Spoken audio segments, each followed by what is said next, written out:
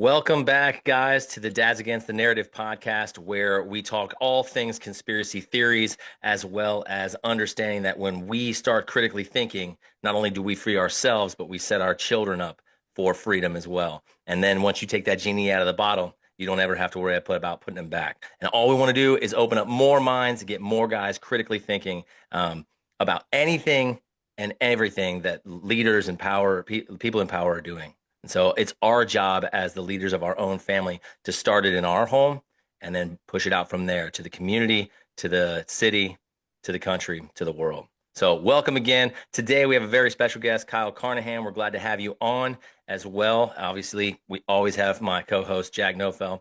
Glad to have you guys on here. Kyle, thanks for joining us, man. Yes, sir. Thanks for dressing up today. Hey, man. I mean, you guys are wearing the cowboy hats. I had to go get something. It is a Peruvian cowboy, I guess, but hasn't been worn hardly at all in this house. That's for sure. Jack hopped in, and I was like, "Hold on, I'll be right back." We got a match every time. Well, Last time, remember, Kyle, we had all cut off black shirts on me, you, and Brad. Yeah. Lord. Well, where are you at, Kyle? I'm in San Diego, Oceanside. San Diego. Okay, gotcha. See, I was thinking I figured Texas. I'm like, at least you guys look natural. I look like a toolbox, but we'll go with it. It's fine. Yeah. Hey, listen, you get to decide who the fuck you are anytime you want That's to right. be a That's right. God damn it. Peruvian. That's awesome. All right, Kyle, we only have one question to get going. What is the one thing that started you down the conspiracy lane, or just the independent lane, and became who you are? Like, when did you question life in the world? Well, we're talking about authenticity. Yeah. We're talking about finding your own voice, your own self, your own path, amidst great turmoil and resistance from the crowd, groupthink. And listen, I was born a lot like that, but there's sloughing of traps along the way. And I actually look at it almost like worshiping false gods. Mm. And the path to freedom is like testing false gods. And you almost have to find one, go, wait, is this the path? And then you go travel it, and then it's dangerous because it could trap you. But if you keep your eyes open and you don't fall asleep, you kind of get somewhere and you go, hold on, what the fuck's going on here? So then you got to backtrack, find another path. And what do I mean by that? So I was raised Mormon. So like I was raised into a box, a think tank, a culture. And I think one of the ways you open up your mind is to take some time and go all in where you're at. Right? Because how am I going to know if I don't just go, fuck it, let's try this and see what's up? So I was Mormon, like all the way. Even in high school, it was like, I didn't drink, I didn't smoke. I was in a punk band. I was around all the titties.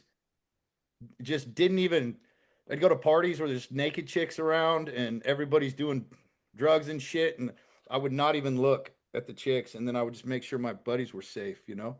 So I was like locked in. I was going on a mission. So I found a lot of safety in that life growing up. I skipped a lot of bullshit and was really happy. Like I had a happy childhood, good family, went on a mission, uh, and went all in on that, came home, found my wife like we do as Mormons, like within like 30 days.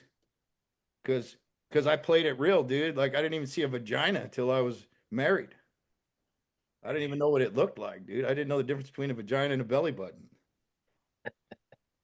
Weird. So, so so I get married in the temple, and then I was like, okay, cool, man. Look, here's what I know about life. You be a good man, and all things are added unto you. And so, of course, I started working at a bank. Had a guy in the church was like, "Hey, here's a job." I was like, "Cool, just let the blessings fall upon me." And moved up super fast. I'm 21, and by 24, I've got the top desk, second floor, making a decent triple six figures income at like 24 years old. I'm just like, righteousness, dog. This is how it works. Boom, 2008 comes. Kaboom! My whole life explodes. Lose all my houses, my cars, my 401k goes down to zero. I can't pay for anything. I'm utterly fucked. First real wake up of how the world works, of how God works, of like, so first thing I do, I start questioning God. Why would you do this? I've been good. I get pissed off. Drive home one day, my wife's like, "What are we going to do?" I said, "Well, fuck it. I'm going to be a fireman." I tried working at 3 different banks. They all went bankrupt. I'm like, "I'm going to go be a fireman." And at this point, I'm questioning everything. I'm questioning my religion. I'm questioning God. I'm completely obliterated in the mud, utterly alone. I believe no one's got my back. And I go start to be a fireman. And that career is not easy and it's fucking gnarly. It's massive social pressure. There's chaos going around you, blood and guts, dead babies, explosions, fires. And now I'm doing this alone. Dude, I had a panic attack that didn't stop for 5 years. Literally pissing my pants every day going to work. Because at this point, I had no God. I'm just me. And I'm watching all this chaos and I'm like, my awakening was, oh, fuck, all this could happen to me. Everything I'm seeing, I thought I was protected. I have no protection. I'm just flesh and bones. I'm just like all of them. They called me Slim Shaky. My hands would fucking shake. Like I would do IVs and shit, and it was like, they're like, what the fuck kind of technique is that? And they would just harass me, bully me, fuck me up. So that was my first like real questioning of who I am, what the world is, like control alt delete after really being sure about something. That's wild. I have a very similar story to you, Kyle. I didn't know this beginning for you because I was a huge Christian growing up. I went to school to be a pastor, and I was a virgin till I was almost 20 years old. And I see Nate has to change his hat because he's feeling some kind of self-conscious talk in his head.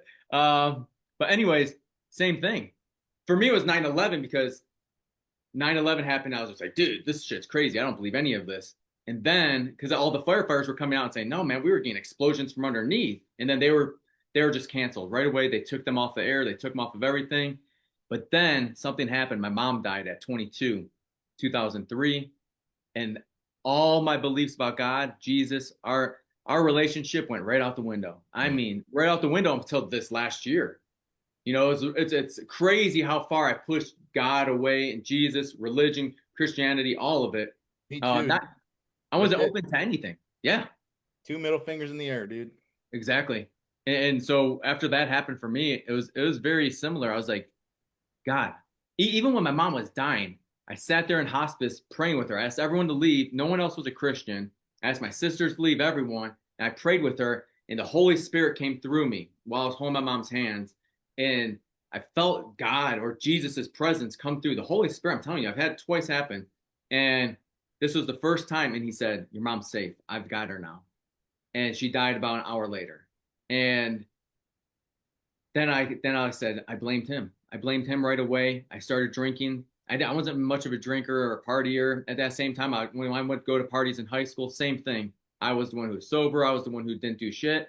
And then I just went off the rails, off the rails. I was homeless for a while. I was drinking. I was womanizing. I was doing drugs, anything I can do to numb the pain, right? And God then was pushed away.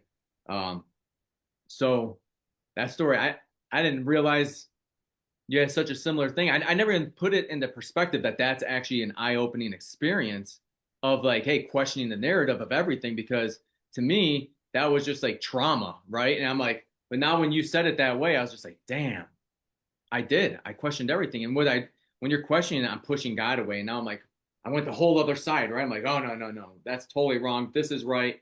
And life doesn't matter. Did you have a wife and kids at that time? I was married to a Peruvian that I just met, and I just started cheating on her. I'm not gonna lie, bro. I started cheating on her. I started drinking more. I would lie. Every single thing was a lie. I don't know if I told the truth for years. I literally just lied all the time. I look back and it's just sickening of the man I was. I wasn't a man. I was just a kid. If I would have had a mentor or even a surrogate father, I didn't grow up with a father. So if I would have had that, I think it could have helped. I could have been directed the right way, and I could have probably turned to God even more. But instead, I did the whole opposite. Yeah, you like my game was like I tested the principles. Like I believed in the principles that the church taught because I had benefited from it, right? Like Mhm. the teachings of the Bible, how to live. I was like, that there's truth here. But there were some other shit ones that were like, don't drink coffee. And I was like, so I'm like free from it, you know. I'm like, what's this coffee shit? I'm like, I'm gonna try this. I was like, you guys like this shit? I was like, what the fuck? It's an You know, acquired taste. What do you want? hey, 5 years later, I'm just down in that shit like a pot, just black. Calling guys pussies who put cream and sugar in their pussies. That was after Slim Shaky died. I ended up murdering him. I took his head and I put it on a curb and I stomped on it. And that's what we say about Slim Shaky. That was the joke. But then I realized he kept trying to come back, so I kept having to kill him. Yeah. And, but that was the process of like me finding some confidence. And Jack, maybe like you can relate because there's a transitional period where where God's gone, but you got to figure out how to live, right? And so either guys just fuck up their lives until God comes back, or they kind of figure some shit out on their own. And for me, I went through a transition to where like I got my knees all fucked up. I hurt my back. I was like I'm like 34 years old, skateboarding like 5 hours a day because I felt like a pussy at the firehouse. Um, like I was so scared. So skateboarding was my like escape. But I realized looking back, I was literally trying to kill myself. I was just going fucking Mach 10, no pads, no helmet, just 5-0 grinds, like 20 feet in the deep end, just and I would fall and do flips and I would hit the concrete and I'd be like, oh, I feel so good. I was just stressed out of my fucking mind. So I just took it all out on the skate park. So I fucked my knees up in my back and I fell apart. They took me off the truck. Now I'm sitting in the office. I'm getting fat. I'm getting depressed. I start looking at porn. That was like my big escape. Once I found that, I was like, whoa, this is Dang. cool. I'm like 34. I'm like a 14-year-old dude. I'm like, I, it's like my wife's like my mom, and I'm like, oh, nothing. I'm coming. You know. So like I kind of got stuck in that, got depressed, was fucking suicidal, dude. And and then I had this day where I was like, you know what? Fuck this. Fuck this. I'm done being a pussy bitch, leaning on anybody or anything. I don't need anyone. I'm the guy. And that's when I found like discipline. I was like, fuck this. Whatever's mine, I'm gonna do whatever is required to get what I want. And so I rehabbed my knees. I put on like 20 pounds of muscle. I got ripped. And it took like a year and a half. And then I come back to the firehouse and I walk in and everyone's like, who the fuck are you? And I was like, fuck you. It's like right out the gates, just a monster. I was like ready to kill everyone because I was so done being a bitch. I did not care anymore because in my head, I'd already killed myself. I was just like so done. So that worked super well in the firehouse, dude. That vibe, it was great. Got me respect. I started leading and the hand stopped shaking. I just said, fuck it. I'm the fucking man.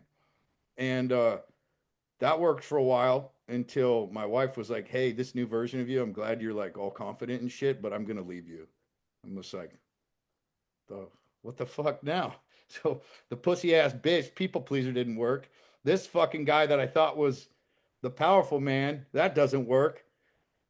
And then I'm just like, how do we find this thing, man? Still confused, man. Like at that point, 35, just like confused. What the fuck's a good man? Like, what's the whole point of life? Like, what God purpose? Like, is it family? Is it making money? Is it being a good fireman? I can't figure this shit out. Dude, we are very parallel. Now I'm gonna Dude. really quick, and Nate, I know you want to get in here. Yeah. Same thing. I was in a punk band. I was a BMXer. I was always at the skate parks, but obviously not, well, skateboard. I suck with that shit. Um, but then I was in a punk band. We toured. We were under a You guys U. have a bike. You have a bike seat right at your junk. You I guys are know it's great. fucking gnarly. I watch that shit and I'm like, you got this pointy little thing right at your balls. So many times, so many times. Didn't care. And then what changed for me, I carried all that depression until 29, 28 when I joined the military. The military instilled the discipline. And now I'm Yeah. like, fuck, I woke up when I went to Afghanistan. I went to Afghanistan. All these people are like, we should kill these people. I'm like, and then part of that Christian brain came back. I'm like, what the fuck are you talking about? Kill all these people? And then you're looking around, you're like, dude, these people are peaceful as shit. Everything we heard on the news was a lie. They were Uh, so kind. They welcome you in their house. They give you their little food that they have, their drinks that they have. And I saw a whole different perspective. And I remember watching these three guys walking away. I'll send you a picture. I still have it. They look like the three wise men from the Bible. And it reminded me then. And then I met this guy from Pakistan in Afghanistan. And he taught me how to meditate. And he said, brother, you need to like center yourself. You need to calm down. You're always fucking hot. And he's like, you need to clean your chakras. You need to do this. And so this is my first time ever being introduced to even spirituality. So finally, I'm starting to get some kind of like spiritual being coming back towards me. This is 10 years later, after a decade of just debauchery. And then, and then I'm like, fuck it. All these guys are losers, man. What the fuck? And it's like, I just woke up in Afghanistan. I'm like, these guys are losers. All of them. I'm looking at soldiers. I'm like, they're fat. They're lazy. They play video games. They drink all day. They want to hide and smoke weed. And, so then all of a sudden I'm like, I could become an officer and all of their bosses. Even though I joined later, I'll become their bosses. And then they're all like, you can't do it. I lost all the weight. I was like 195. I hit 205 at one time. I'm 5'5". I'm fucking small. And so all of a sudden I lost 35 pounds. I'm jacked. I have the highest PT score. I'm smoking these guys. I go back to school to get like a higher GT score to become an officer. My credit, because that decade of credit was just shit. I'm telling you, I think it was like a 490 credit score. Jack that bitch up to 670 because you have to have good credit to become an officer in the military. Yeah, Yeah, really? so I didn't know I that. spent 4.5 Fuck. years enlisted, became a sergeant, spent 2 more years as a sergeant, and got accepted green to gold to become an officer. Came back, and then my whole life was changed because I was like now a leader. Next thing I know, I have 70 soldiers under me, and 70 next year. The next year, I have 90, and I ended up having like 700 soldiers under me total. It was crazy, all because I believed in myself. But similar to you, I still didn't like come back to God or any like religion. It was kind of finding the man within Yeah, and neat. finding discipline, finding self-confidence again, believing life has a purpose. And then finally I did some DMT. If you guys don't know what that is, just look it up. I didn't do like anything like ayahuasca. I did Tepescohuite. It's from Peru, actually, I believe, South America somewhere. And Jesus came to me, and me and him had a whole conversation. And I said, Jesus, why are you here? I don't believe in you. And he said, no, yeah, you do. I was with you your whole life. I said, no, you left me. He said, no, you chose to push me away. I'm telling you, this is a conversation me and Jesus are having in the middle of this sublime, tranquil session. And he goes, I've never left your side, Jack. I said, Jesus, you did leave my side. He said, no, you thought I left your side. I said, but I don't even believe in religion or church. And he goes, I never said to believe in that. It literally tells me this. And I'm like, boom. And I'm like, hold on. And then my son, the oldest one, he always, since he was born, one of the first things he always talked about was Jesus. I'm not even joking. It's really, really, like, I'm getting the shivers right now from this. Destin will always be like, Jesus is like my guide, Dad. That's what he always will say. Jesus is my guide. I want stuff with Jesus. I love Jesus' face. Anywhere we go, Jesus, Jesus, Jesus. Even the other day when we were in the chapel, he's like, is that Jesus? Why do they have him looking like that? Because it was like him on the cross and all this with blood. And in Mexico, they don't fuck around. It's like, looks like real blood and shit. And so I have that exact same story. This is probably why you and I always kind of connect, is that we have a very similar story in this sense. And finally, I told my son after I did DMT, he's just like, I said, you know what, Dustin, you were right. Dad was wrong. I said, you were right. Jesus is our guide. He's in this family. He helps us. And he's like, yes, you're on my side. Because I spoke the truth to my son that what I believe. But he's like, no, Dad, you're wrong. Jesus is our guide. He's here with our family. And he's like, I've seen him like in our house. I'm like, what the fuck? But he's also said the same thing about my mom. He's like, there was a blonde lady that visited me last night when he was like 2 and he could just speak. I'm like, dude, this is creepy as fuck. This kid is so connected to God. It's unbelievable. And yeah. And then you got the man I am today. Finally. Took fucking years. 40, if only 44 years. Can we talk about the power of drugs to find Jesus? Like, hey, dude, I Nate, you want to add some shit, man? I want to hear your voice. Well, you know what's interesting, actually, before we go down the power of drugs, which I do not have that experience, but I will say this. It's interesting to hear this and you guys talking about more of like a dark night of the soul. I grew up in the church as well. My dad was a pastor. I actually studied ministry. When Jack said that, and Jack and I talk a lot, and I didn't know that he went to school for ministry too. So we have the same birthday, only I'm a year older, and my mom died when I was 21 as well. Like that's some of that stuff is like crazy how spot on. We grew up probably about 20 miles from each other. Didn't have any idea of that until I met him on Frequency of Fatherhood. So there's a lot of connections there. But I will say this: I have a very similar experience, and what I'm hearing from this is a dark night of soul. I remember driving, thinking, you know what? I've got insurance. I could just jerk the wheel into this median and end it all, and at least my kids and my wife at the time would have money because I didn't feel like we had any. Like I just felt like I look back and I go, man, that guy was like you said, Kyle. Like I look back and I'm like, that guy was a pussy. Like he was so afraid to lead and be who he's supposed to be that when the hard times came, I just was like, well, I should just kill myself. I ended up having an affair and like napalming the life. So my wife and I, my wife Megan, we got married in 2015, and we have so we have 6 total kids. We have she and I had 4, but so we're sitting here and like just recently, and I said something, and she's like, well, you did kill yourself because you were a pastor, you led the church, you did all this stuff. So when you went down that path and you had that affair, she's like, you killed everything that Nate Feathers was. And I got like, from my standpoint, I literally got booted out of the church. So I was a pastor and they're like, yeah, you can't preach anymore. You can't go to this church. And so we're going to put you with this group of guys that is going to like restore you. And they said it's front end loaded and you'll meet with them and we'll talk through stuff. And I think inside of the first year after that, I met with them 3 times. And I was like, I don't know what front end loaded means, but if you guys are going to take this long to do this, it's going to take forever.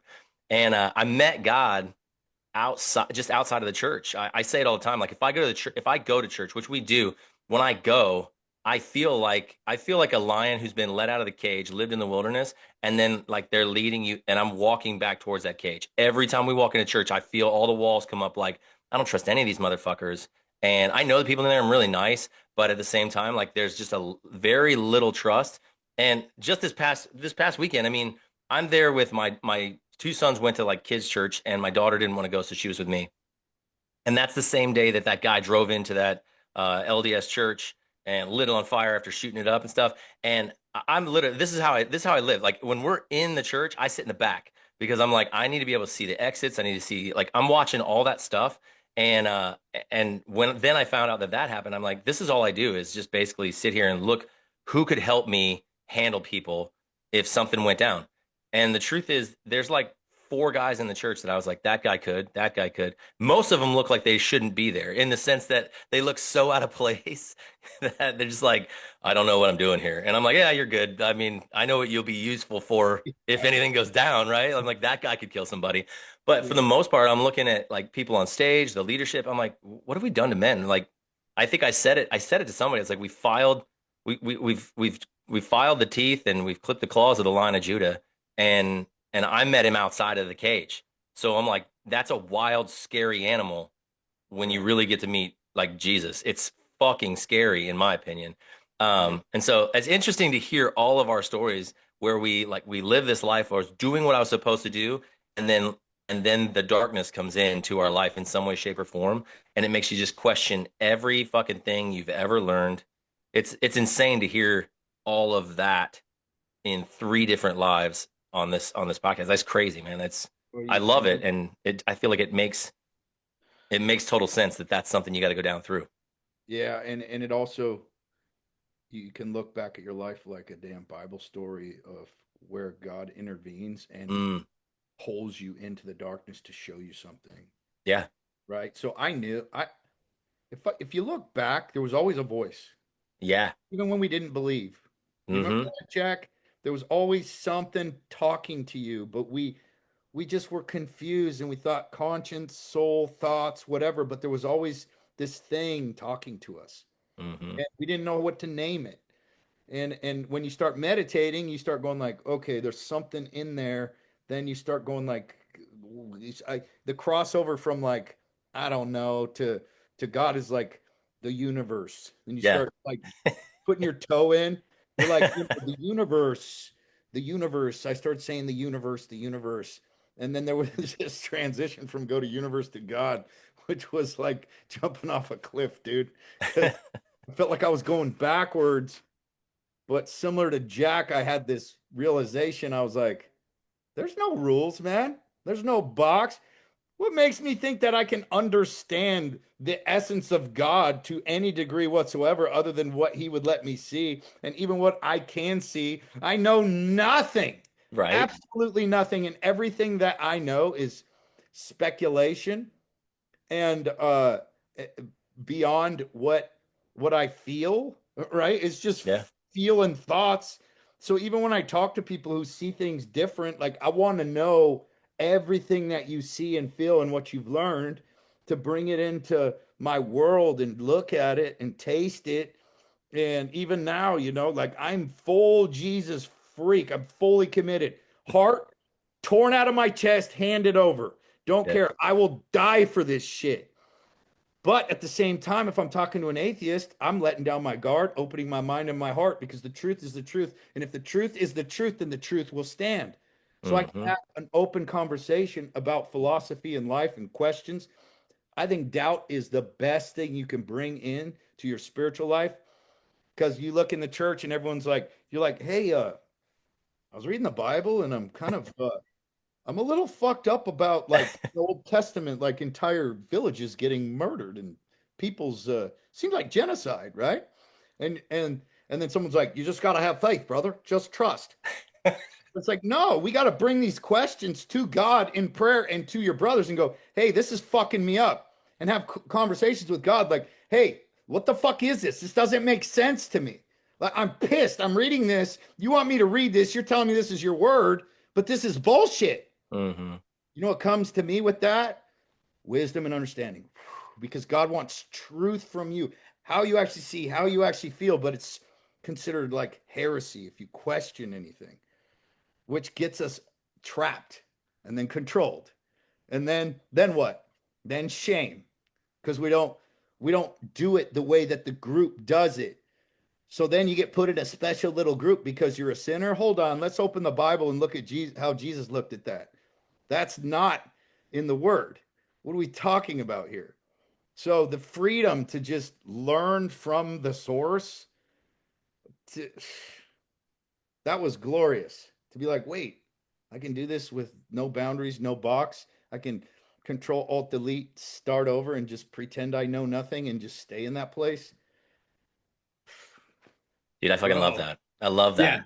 I literally at one point my daughter's 18. I think she was like 16. She's like, Dad, I don't know if I believe in God. And here's what happens when they say that and you're in the church. You're like, oh my God, it'll be okay. Like, like, oh, you have to believe, you have to believe. And Little Sammy's really struggling with his faith. yeah, right. And I'm like, I look at her and I was like, then don't.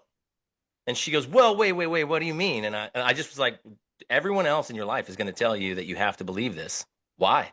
You should question everything. You should literally run down that path. And if it takes you away, just know, just like Jack's experienced, if it takes you away from God, just know you never left. He's like, yeah, you didn't leave. I go everywhere you go. The word I have it tattooed on my back. The word Emmanuel means God with us. And that's who Jesus is. He's Emmanuel. He's God with us. So I was like, yeah, run as far as you want to go because you can't escape that. And at some point, you'll do exactly what all three of us have done. Wow, I ran all the way away just to find out I never left. It's like There's I mean, so I mean much. that's a huge story for all of us, and I think it's a big thing, Kyle, what you said about the open conversations. When you die the young man off, and then you're open to just listen to people, fuck.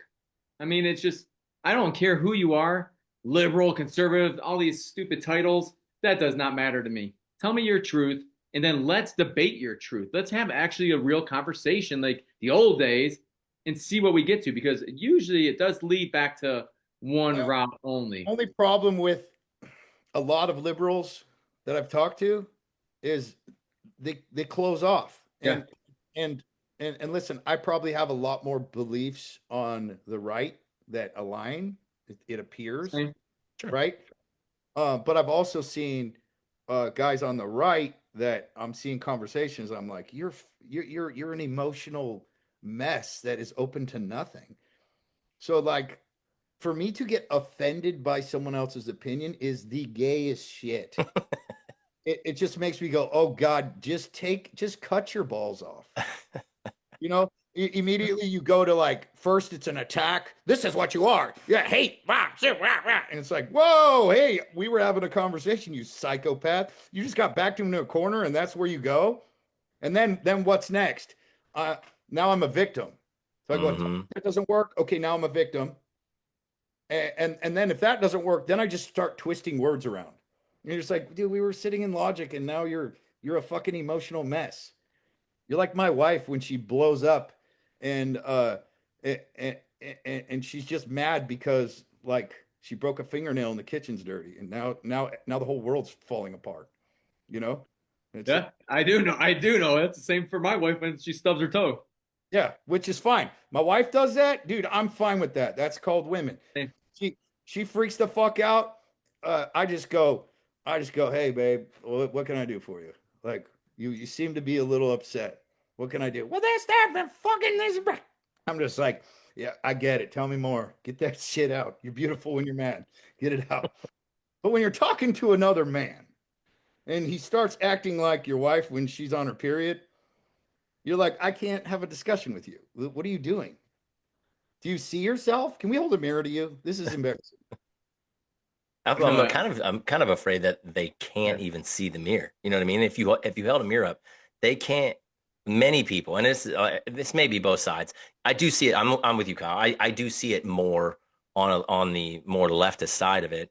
And just to use that word, but like I don't really see that much as much on the right. Most people are able to have discussions, but I question at times, especially the younger generation. I don't even feel like they can see in the mirror. They can't even tell what They're they're. too dumb, bro. Yeah, Look, when you're 18 years old and you think you have the world figured out, you never built a business, you've never had kids, you haven't been married, divorced, yet like you haven't, like I've been married 23 fucking years. yeah, Even though we're still together, we've basically been divorced like 17 times. We just ended up falling back together. But like when you don't have the chaos of a house with five fucking kids or whatever kids, a long-term relationship and failed multiple times in your life, you don't know shit about anything. right. No, that's the truth. That's the truth right there. That's a mic drop right there, Kyle. I mean, you have to go through it. And I don't think everyone does. I feel like us three right here are going through it for our kids. That's And like a that way 20-year-old overweight single life coach who's never done anything with their life. I just talked about this last night to my buddy. Me and him were messing around. I saw this kid that's like 19 coaching. I'm like, dude, look at this guy. He has like green hair and shit. Like, who's he coaching? Soy boys? Yeah, I don't know. You better be coaching like 15-year-olds to like not look at porn or something. I don't know. No, they love it. You know that side loves it. They just fall for all of it. And it's like, dude, when are you going to just stop falling for it? When are you going to just, look within, take it like you're saying, the mirror. There's no reflection. No one's fucking giving any reflection. They don't even come out of the shower naked and look in the mirror. They right away throw clothes on. They don't want to look at themselves. And it's like, dude, you're not a man. You are not a man at all. And I mean, Nate, you always bring up this point where it's like testosterone's how far down right now? It's insane to compare Yeah. to a 60-year-old or something for a 20-year-old at the moment. Yeah, 20-year-olds have the same testosterone level as 60-year-olds back in 2000. So that major drop, like, and I mean, obviously, in 2000 and be like, well, you're 60, you're near the end of your life, or you're getting, way past the over the hill. Like, of course it's going to be lower. Now you got 20-year-olds that they got to be on tren or TRT just to be where they should be normally. Yeah, that's wild. Fucking nuts. Yeah, mean- dude. I don't. I think. I think there's just a lack of logic, dude. Lack of logical conversations. Like I look. I mean, I talk to my own kids, and I watch them do the same shit. They just like attack to go into victim mode, bounce around the truth, and then you ask one question that traps them in the corner, and anything that has to they either have to switch their ideas or have something to prove, they freak the fuck out. Yeah. And I think the best thing a man can do every morning when I sit down and write, I'm looking for where I'm fucked up, Mm. seeking it, writing in prayer. Like, hey, what am I not seeing? Where are the dark corners of my heart? Where are my evil intentions? Because I'm a fucking idiot. And when you don't realize you're an idiot, you're going to get yourself into some trouble. You got to know that you're blind. There's blind spots, there's evil in you, and there's layers that you cannot see. And you got to dig your entire life to start purifying that shit and figuring it out. What did I talk about in the beginning? False gods, self-righteousness, massive false god. Dude. The god of knowledge, the god of money, the god of validation, the god of business. Man, I got to prove something to myself and my dad so that I can be somebody. And then we get trapped in these fucking corners where it's like, all right, we did a mill, let's do 5. Fuck, I still feel like shit. We got to do 10, and then maybe I'll love myself. Fuck, that didn't work. I got to be a billionaire. Ah! Just take that false god all the way off the cliff. Marriage implodes, fucking, and then you're just like, well, I can't tell the truth now because then I'll lose the thing that actually is my identity. So now I become a liar to defend my business. Dude, that's a whole rabbit hole though. That false god shit is leading to. I mean, it's intentional by like mainstream news, governments, like all these people want to confuse kids, right? I think that's part of the thing. That's why fathers are so important because we're like the grounding rod in the family. We're like, hey, don't listen to that shit. You're good over here, all right? You're good over here. Just stay here. I mean, it happens even with my 5-year-old. Like he'll come back from his buddies and I'll be like, dude, what the fuck are you talking about? That kid's a fucking retard, dude. Don't ever, you're not even gonna hang out with that kid anymore. You know what? Say goodbye to that friend. He's gone. And it's just because the parents are lacking. They have no morals, no values, and it's a 5-year-old just telling another 5-year-old some bullshit. But my son's gotten better with it. It's just man, dude, I've got my 13-year-old on fucking lockdown right now. dude, I'm enjoying watching that story. Also, I've been watching when you post about him. I've been busting up. What's the story? I gotta hear this. So at first, like we had our first 2 kids, and I was a hammer back then, pretty like ran my house like a firehouse, and they turned out great, man. They're just fucking easy street, didn't get into any trouble. They're just like solid. If I had 2 kids, I would be like, dude, this parenting shit is fucking easy. So then I was raised in freedom. Like my parents trusted me. I had no curfew. There were no rules. I was at fucking titty parties and they were just like, fun, we trust you, you know? So I did the same thing with my kids. Well, my 13-year-old now, I guess when he was 9, he was at a sleepover, just got exposed to everything, dude. Porn, weed, fucking all of it. And, in my ignorance, I just assumed my kids were smart. I taught them right. I set the example. I was disciplined and I was a good dad and I skated with them. So they love me. They'll do what's right. Well, those forces out there are fucking way more powerful than we can possibly imagine. And I thought I could exemplify their way into success and keeping away from that stuff. I was wrong. So we didn't find out about that till he was about 11. He's already 2 years deep into this shit. Now he's fully overtaken by evil. He's a complete liar, and he's sneaking out. He's doing all kinds of shit. And me and my wife are just like running.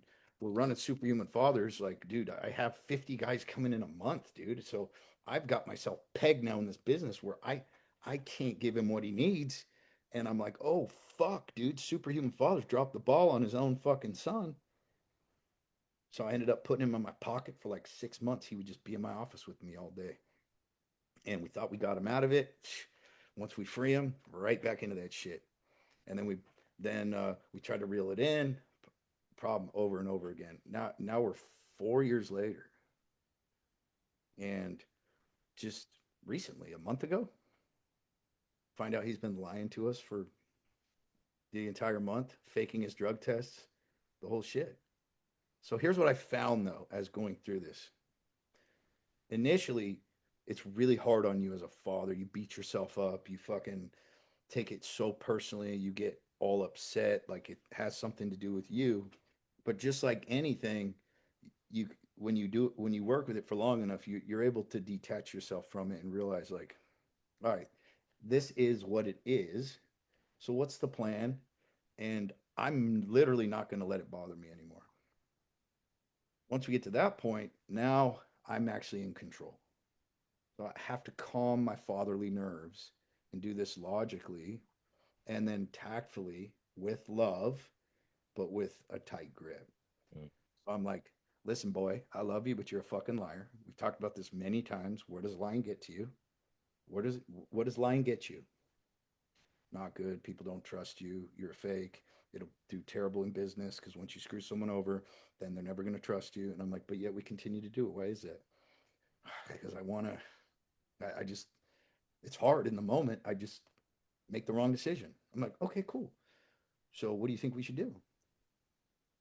He's like, well, I'm not going to do it again. I was like, okay, what does the past tell us? He's like, yeah, but I've changed. I go, how many times have we heard that? A lot. So based upon past experience, what do you think you're going to do once I give you freedom? Yeah, I get it. Well, and I go, why don't we do this? What do for him right now, the tool we're using is weed.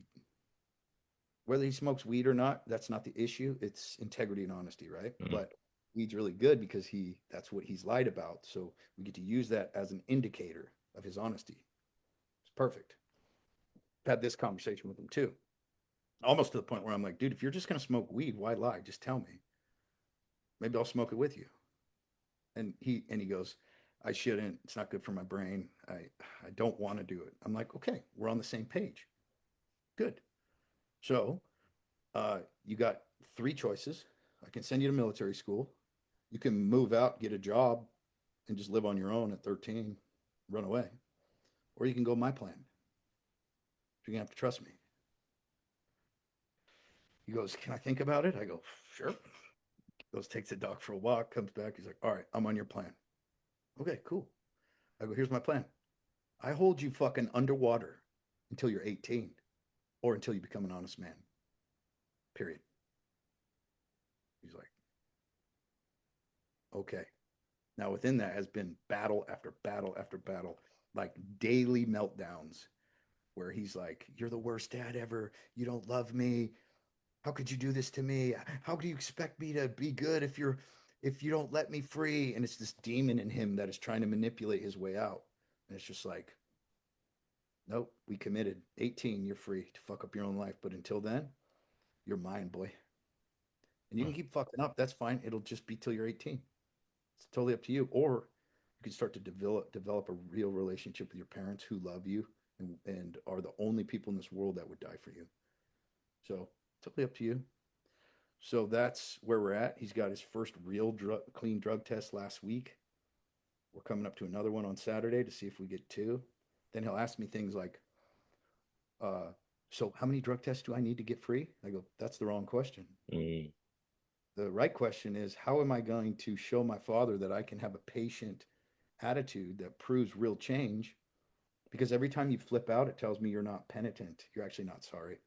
You're controlling and you're trying to get things done so that you can be free, not so that your heart can change. So until we have a heart change, nothing changes here. Right. Shit. Bro. Dude, that's heavy, man. I'm glad I have a 5-year-old and 1-year-old. When I hear these stories, I'm like, fuck. It's heavy shit. It's heavy Yeah, shit. very, Dude. very heavy. It's Yeah. hard. And you can't, like, the thing is, like you said it there, there's those evil forces that are pushing against that. Like, you didn't do anything. You didn't, like, you're running Superhuman Fathers. You didn't do anything wrong. You're leading. And he gets exposed, and it's like, I know I've always heard, and I've never done it, but like cocaine and heroin, I've heard is an addiction, like after the first time. The first high is like drags you right in. I feel that like I mean, I remember I can still see in my brain as I tell you this right now, the first naked girl I ever saw.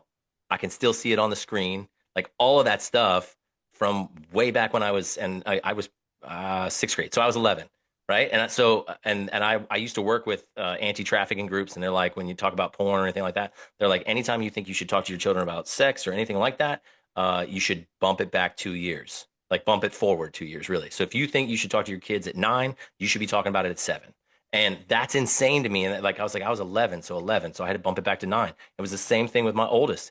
He found something when he was 9, and it's like I was too stupid as a father to go, oh, technology has all these things. Like the internet has the ability to get to him, not just him to get to the internet. And that's how it started for him. But like it's not like like you're doing amazing stuff, Kyle. That's what's so heavy about that is that it's like that one time that can draw in an addiction that can make us all of us crazy. That's Yeah, here's what I'd say to dads too. Two things. If I knew what I know now, I would say do not give your kid a phone. Fuck, probably till 16 or 18, dude. Like I'm dead serious. yeah, If we're talking about like the future and the value of a soul, and we start bringing in good and evil into this, and the leverage that evil uses to capture their heart, then fuck it. I don't care if all your friends have a phone and you don't. I don't yep, give a shit. And then the other thing is sleepovers. None. yeah, Never. No sleepovers. Period. Your kids are gonna be mad. They're gonna be like, "That's stupid," but just be like, "Nope." Like I don't know what's going on. Plus, in my group, we've had thousands of guys come through our program. 35% were molested as children, maybe more. yeah, yeah, So I didn't realize that was so high. Um, so like I don't even we even went on a date the other night, Whitney and I, and my daughter was home, and my son had a couple friends over, and I go, Gavin, you keep her with you, and I went up to his friends, and I was like, hey, um, I'm just going to be real clear with you. If you even look at my daughter, you'll lose an arm. I swear to God, I will tear your arm from your body. And they're like, hmm what the fuck is wrong with your dad? And my son's like, dude, you scared my friends. I go, good. good, yeah, Chances. yeah, Like stories that I hear are way too prevalent. And it always happens with a friend, a fucking neighbor, a family member. And it's just like, no, I'm going to keep my eyes open because I see the destructive force that happens and people hold that in and they'll hold it in until their whole life. Some of them don't divulge that to anyone until they're in their 50s. And they've been yeah, struggling with discipline, struggling to build their business, struggling with self hate. And finally they get it out and they go, oh, I feel better. And you're yeah. like, no shit. You've been holding on to that for 50 fucking years. Dude. And they say that. I mean, I forget. There's a book out there. I'm pretty sure it's called The Body Keeps the Score. But it's all that. It's all the shit that you hold in. And it's crazy because when you go back to the Bible, you're like, oh, weird. Talks about confession. And it's not about confessing it. It's not about confessing it to like a priest in a dark room or whatever that is. Um, it's about getting it out. This is the same as forgiveness. The forgiveness is for the forgiver, not the forgivee, right? It's that all of that is to get it the fuck out of your body because the body keeps the score. And you're so right, man. When people finally get that shit out, all of a sudden they unlock all of this stuff that allows them to move forward in a way they never thought possible, all because that shit held them back. It's crazy. Yeah. And like, so I started coaching guys in discipline and fitness, right? Hmm Started leading deeper and deeper into marriage and kids and then into just like well-being and thoughts and feelings. And I just got deeper and deeper and started hiring coaches that were like the best in the world at like digging into the reality of what's going on, transformational coaching. And the deeper I got, the more stories I would get. And the more I would start to see patterns with people, the way that their eyes moved when I would ask certain questions, or even the way that they stood with their head down and their shoulders forward. I knew that there was something in the past. And so now on my first calls with guys, sometimes I'll just stop and go, what happened to you as a kid? And they go, I go, dude, listen, let me tell you some stories. And I'll just plop out 10 stories of guys that have been through my program and withheld. I go, dude, just, you got to get this out. I had a one-on-one client who's 54 years old. And I'd worked with him for like a year building this business, and he always just had this struggle, and I missed it. And he told me, he's like, dude, that last Zoom call made me think about something. I want to tell you something. I go, dude, we've been working a year together. You haven't told me something? He's like, yeah, it's just like I've never told anyone. And he's like, I go, all right, well, out with it, bro. We're right here. Like, you know me, fuck it. And he's like, yeah, the first time I had sex was with a dude. And I go, did you like it? And he's like, no. And I was like, oh, bro, you know you're not gay? Fuck, I'm still not sure. I've never experienced it. So just fucking make it light, dude. Who the fuck cares? We're gonna give that motherfucker power, dude. So it's just he was a kid and some shit went down and he fucking held that over his head, wondering if he was gay his whole life and always like questioning himself. And I'm like, oh, dude, fuck the dude. So what, dude? Just build. Let's build your business and like let's do some good shit in the world. And hey, congratulations, you've tasted of the darkness. You know what it's like to feel that way. Like think of the empathy that you're gonna have with the people that you can help, man. And then I just pour into them. Then I just love them. I just look them in the eyes. I say, I fucking love you, dude, so much. Thank you for sharing that with me. Thank you for giving me the opportunity to crawl in that with you. I fucking love you. And they're just like, wait, you didn't leave? You didn't reject me? You didn't judge me? Damn. It's the best. Dude, I have a similar story to that, but I just want to say, you guys having older kids and me jumping into this field uh, early on with my son, about 2 years old, 3 years old. I've watched every single one of you and how you guys raise your kids. And I'm like, fuck, man. Sometimes I'm jealous. I'm like, fuck, man. I'll see Kyle with his kids out there. You're with your 21-year-old jamming guitar. I'm like, fuck, that would be so cool. And then like you hear the stories of reality, right? Because we all have to go through every year with them. And I'm like, fuck, it's nice to have a 5-year-old and a 1-year-old right now because my son yesterday, one of his kid friends is gonna get a phone at 8 years old. I said, Destin, tell him when you get your phone. And Destin's like, 18. I said, exactly, exactly. You get it at 18. This is a mantra. I make him say it every fucking time to his friends. When do you get a phone? 18. Exactly. You know at 18. Maybe you'll get a burner phone when you're about 7, 8 years old so I can contact you. One of those watches that has like 6 people on it. There you go. You got like one of those little like Mickey Mouse watches that like You see, Dad, can you pick me up? I just see a 14-year-old being like, I hate my parents so much. It's all like, but I'm with you, man. It's like I've said that because I was divorced, my older 2 kids had to have phones so that I could contact them, not through their mom, and I hated it. And we had, I mean, knockdown, drag out fights. Like it's fun now because, like you said, Jack, like at 21, he's grown and he's made decisions to do entrepreneurship. And he's like, I'm not going to go to school. It's not the right path for me. I'm like, yeah, I mean, I'm totally fine with that. I'm like, come back, work with, like, live with us, get your feet under you, and then go again. Like let's get going. And but the thing is that we had times over the phone where he just fucking hated us. He just fucking hated us to a level. And this is for every dad out there to give you the understanding that I lived in that discipline and then I gave in because his mom let him have the phone all the time, like it was always open to him. And we gave him 2 hours a day. And I noticed when he started to date a girl, he made choices that were based on that 2 hour time. Now he fucking hated it, but he made decisions that were thought through. Like, I'm not going to be on the phone right now because I want to talk to her later and I only get 2 hours. And if I go over my 2 hours, 1 minute over, he lost the phone the next day. Right. And then he couldn't talk to her at all. So that's what made him fucking hate us. And I gave in. And I'm telling you right now, because I gave in to that, my daughter, who's right behind him and also from my first marriage, she got unadulterated, like full contact with her phone. And she came down the stairs. This was, she might have been 15, 16 at this point.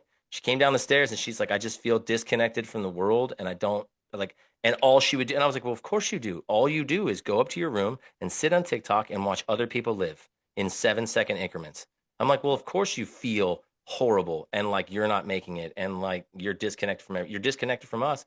It's crazy. It's crazy. Just the phone alone and saying, no, I'm not going to do that. So all the kids, like the oldest of the younger crew is 10.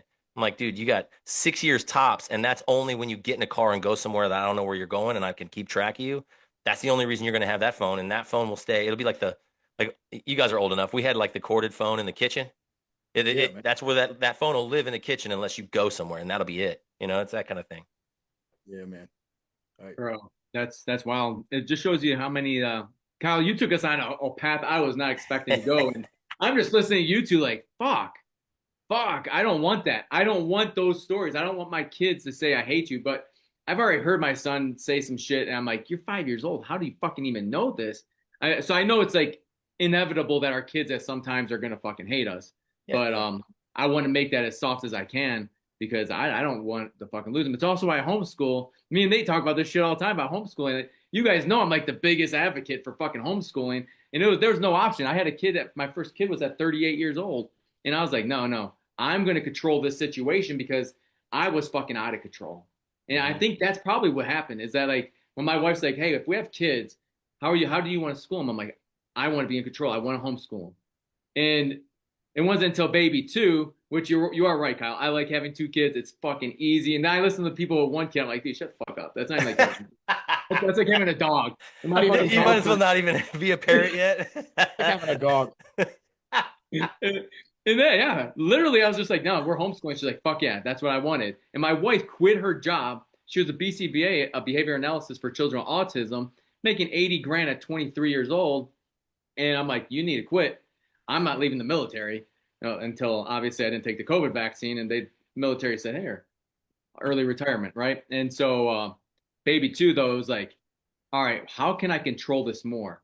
My kids need two languages, they need two passports, and they need the freedom of the world where they can go wherever they want. All right, I got that. And that's actually why we moved to Mexico is to get the second passport. My second son is dual citizen. We're permanent residents now. And it gives us a little bit more leeway going forward. And in Mexico, kids do have phones. Kids eat like shit. They're very fat. They eat just like the American kids, like the basic kids I'm talking about, not like fucking our kids. And you just don't see the disconnect with family as much. Mexicans or just Latinos in general, the family is like the fucking core. And so you just see how they grow up with their family. Everywhere the family goes, the kids go. And you don't see so much like fighting as much. It's more love. It's love centered. And my last actually DMT trip I did, going right back around. Here we go. I went in with a love centered because I'm similar, Kyle, to you. It's like I'm sometimes just a fucking hammer. And I was a bricklayer for 10 years. I was in the military 13 years. I didn't have an easy job ever. And so I was a hammer to my 5-year-old. And I'm like, I need to fucking find this love center more. And I went with intentions and I journaled every day. And I did that for like 2 weeks just on love. Like, what is love to me? What does that mean? How can I come with heart first for my son and my family?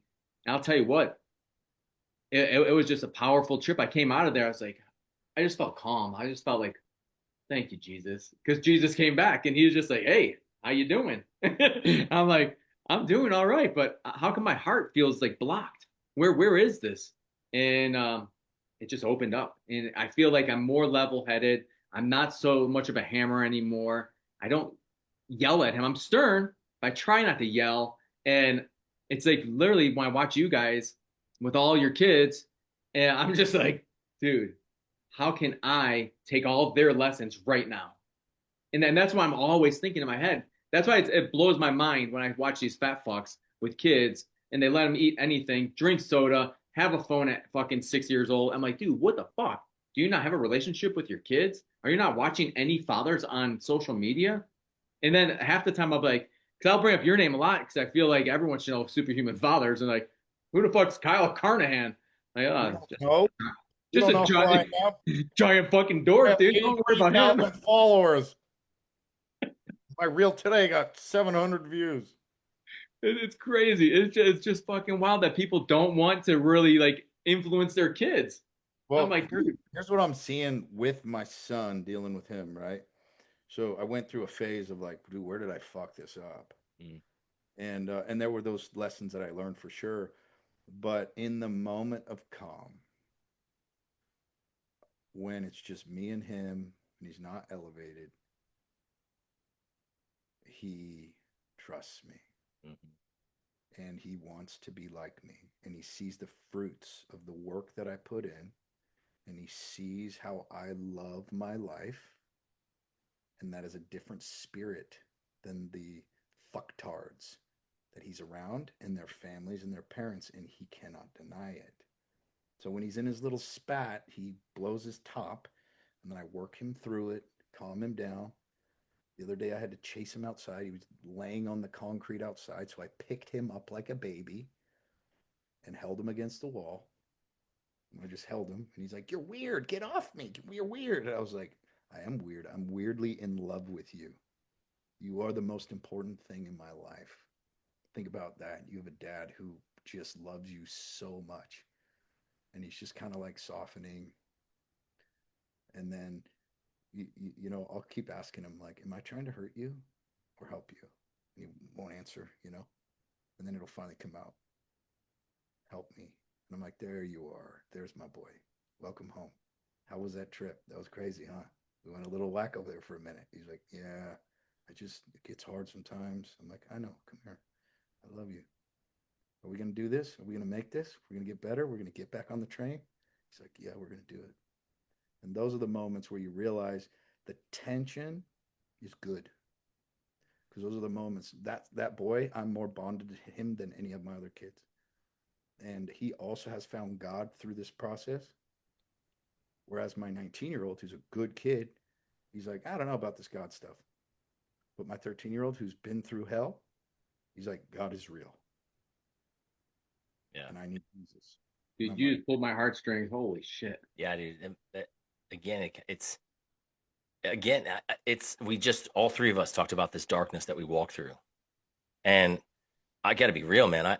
You kind of go like that's another darkness for you. Like when your kid's going through that, that's the darkness for you too. But that's a darkness he's going through. That makes total sense, you know. It goes back to you said like 19-year-old kids being life coaches. It's like you haven't been kicked in the teeth by life yet. Like nothing has kicked your ass yet, and so I'm kind of like waiting for that. Let's see what happens after life. Like you go a couple rounds with life and it beats the shit out of you. I mean, your 13-year-old is fucking in that shit. It's no wonder he's finding God. he's been teaching me so much, because I start to see as God sees me, and I see myself in him. Dude, for real. Like I have one I made this reel and I love where you are, Kyle, because it's so fucking hard because there's not a lot you can do other than just love the shit out of him like you are. But bro, like I used to think God was like out to get me. And that's kind of the way I felt like my dad was. My dad just, when I messed up, that's when dad showed up, that was the thing. And I had a pretty good life. It just, that's how dad worked. But Yes, that's how we see God, is how yeah, God treats us. dude, I look at my kids and I think about how much I fucking love them and they'll do something and they make me laugh. They have no idea I'm watching them or they going through shit. Like when they're going through shit and I'm feeling the tears now too, man. Fuck, fuck. But like all of that. And then God comes into those moments and he's like, just the way you see them is how I see you. And then it's like, fuck. You like, oh, it's freeing. Yeah, and how many times have we been on our knees, or been telling ourselves a story, or cursing God even in the depths of our heart? Even maybe we might not be saying it, but we're angry with him. Yeah. We're fighting what he's trying to get us to do. And I'm doing the exact same thing with God that my son is doing with me, and it's no different. Yeah. So I am no better than him. I am the same.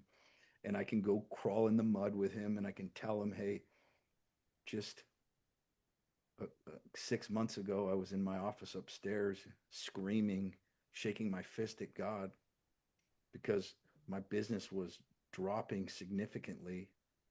And I was wondering why he was doing this to me. Hmm. Felt the exact same as you. You think I don't understand you? I live in what you live in. I also feel like I'm in a prison, just like you.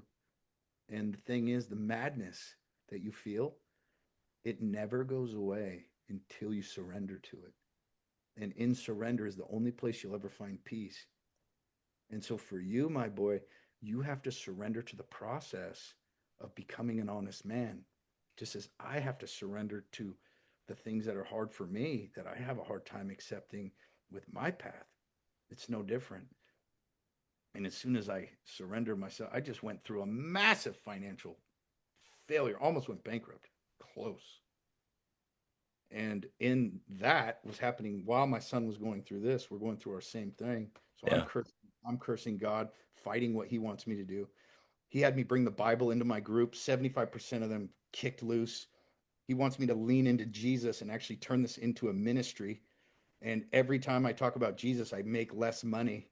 My followers are dropping, but I cannot stop because for me, that's my integrity test. Yeah. And so I'm trying to share with him like we're in the same spot, my boy.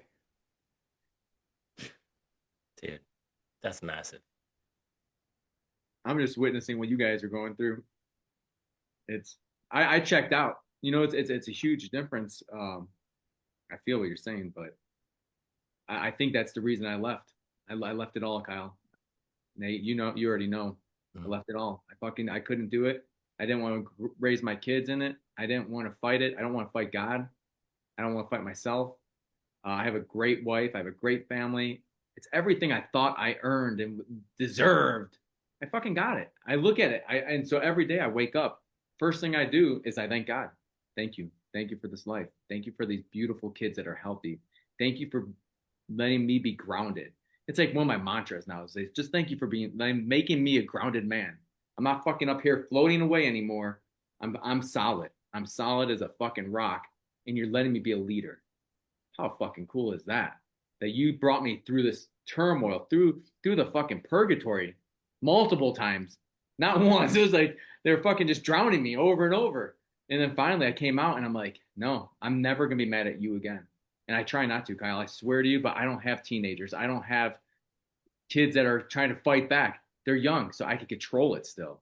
And at 44 years old with young kids, people are like, "You're gonna keep having kids?" I'm like, "Fuck yeah, I am. I'm gonna have 4 or 5 kids. Absolutely. I'm having kids till I'm 50, and I have it up here now and in here now.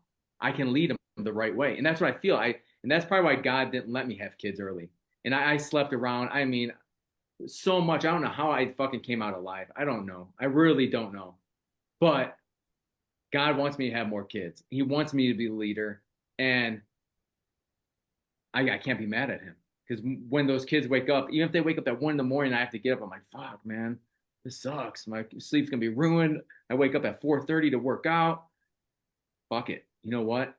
Some other person lost their kids. Some other person can't have kids. And I try to think like that now, where I like my life's better than theirs. I know it's fucked up a little bit, but I do. I really try to be like, I'm so fucking blessed.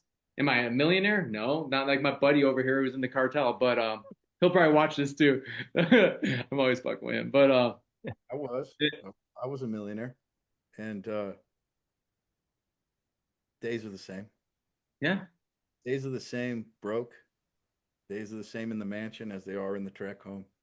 It's the same. In fact, I believe the closer you get to Christ, the closer you get to the cross, and anything that your heart is set on, if He truly loves you, He will break it from you.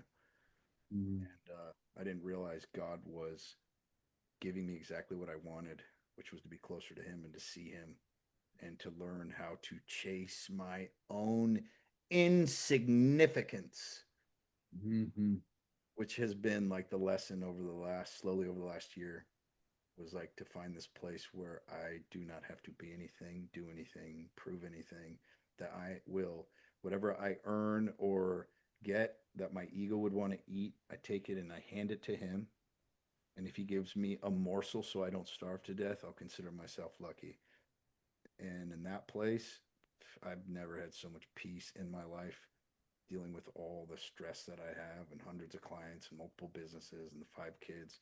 I just sit back and just fuck. I had it this morning. I was writing this morning and I just had that spirit just fill me where you're just like, oh, wow, this is the living water, you know?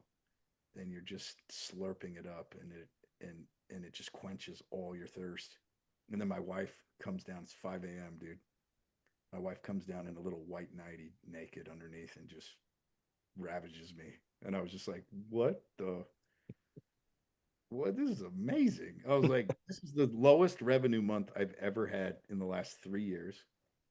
I'm literally maybe talking to a bankruptcy attorney. I don't know. It just depends on how things go with my psychotic moves of making a dollar program so that I could bring people to Christ.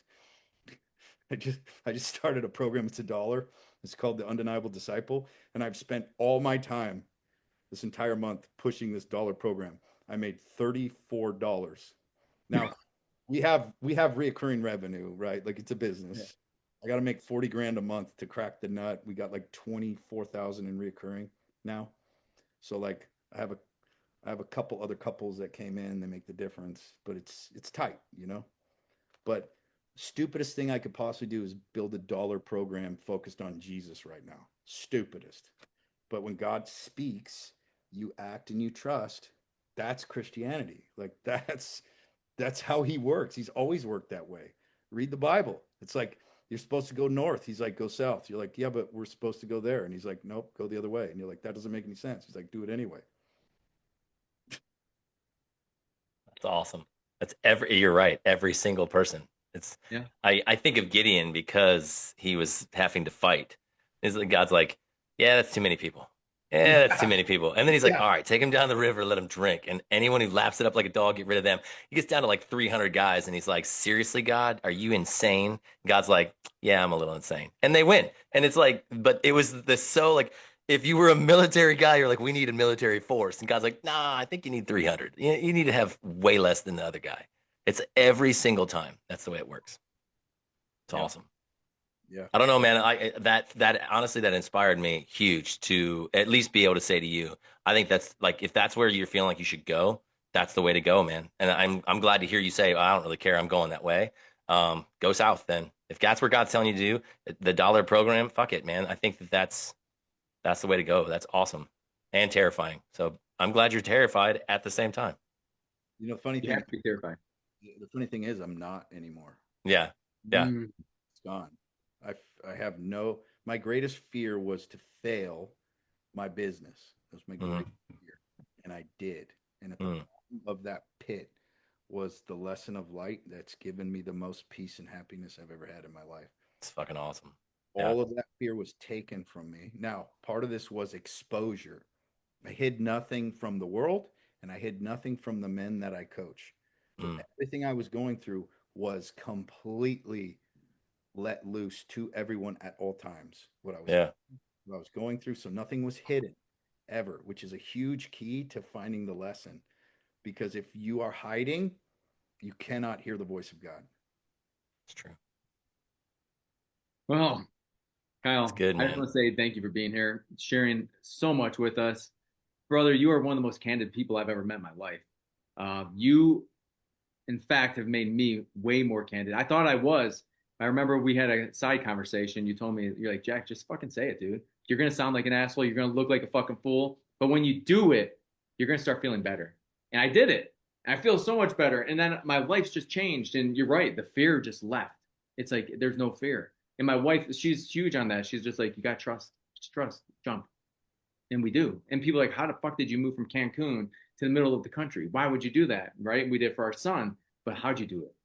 Well, we just fucking did it. I don't know. It just happened. And now next thing I know, we're here. And it's like, it's trust. You just trust, jump and leap. And I just want to thank you for being here and showing up and raising the bar of what men should be, what fathers should be. And, you know, really showing men that we can be both masculine, feminine, balanced, very well spoken and candid all at the same. And Nate, I'll send it to you, and Kyle, you can close this out, brother.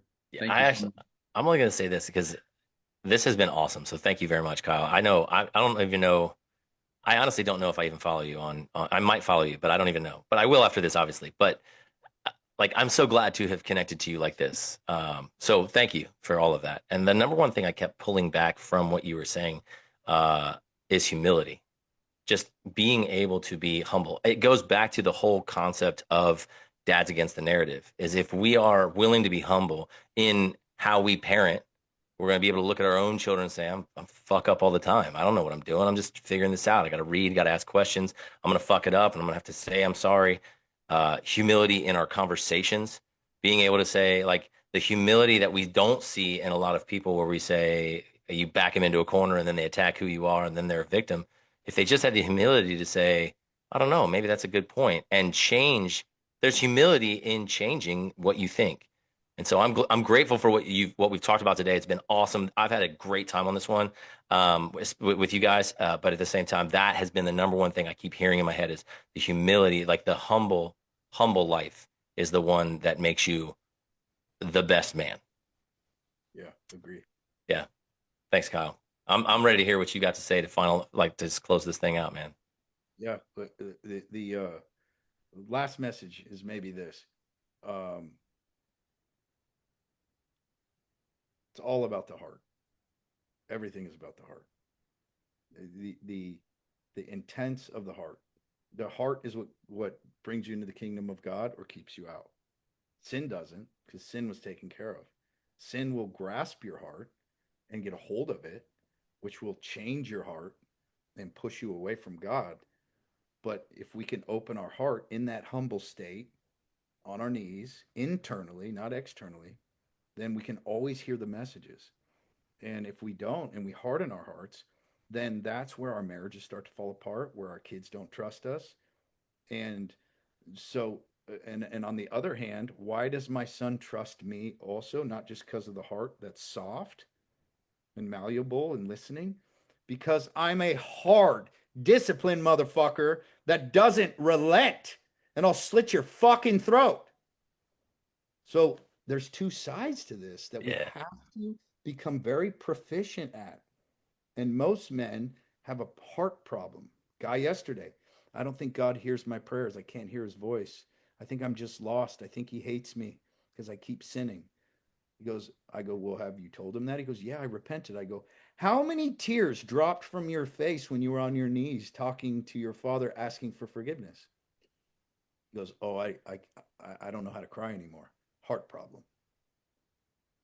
Don't know how to feel. So that's my message. We got to build the hard man with the soft heart. Don't be the soft man with the hard heart, or the hard Mhm. man with the heart, or the soft man with the soft heart.